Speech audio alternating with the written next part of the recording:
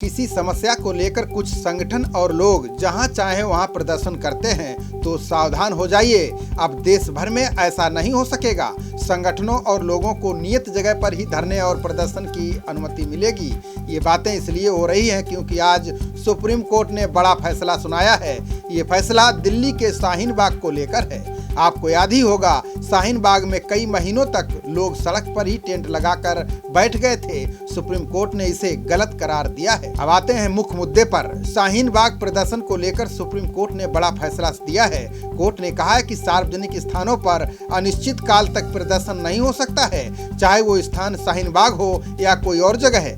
Court ने कहा है कि निर्धारित जगहों पर ही प्रदर्शन किया जाना चाहिए। सड़कों और मार्गों को रोकना गैर कानूनी है। ये आने जाने वाले लोगों के अधिकार का उल्लंघन है। सुप्रीम कोर्ट ने कहा कि विरोध प्रदर्शन और सड़कों पर आने जाने के अधिकार में संतुलन होना जरूरी है। बता दें कि दिसंबर 2019 में केंद्र सरकार ने संसद से नागरिकता संशोधन कानून पास किया था, जिसके तहत पाकिस्तान, अफगानिस्तान और बांग्लादेश से आने वाले धार्मिक अल्पसंख्यकों को नागरिकता देने का प्रावधान किया गया था।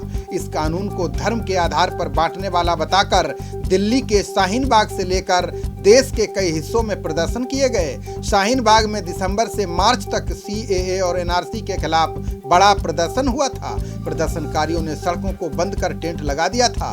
प्रदर्शनकारी वहां कई महीने तक जमे रहे। इसी मसले पर बुधवार को सुप्रीम कोर्ट में सुनवाई हुई। सुप्रीम कोर्ट ने अपने आदेश में ये भी कहा कि सार्वजनिक बैठकों पर प्रतिबंध नहीं लगाया जा सकता है।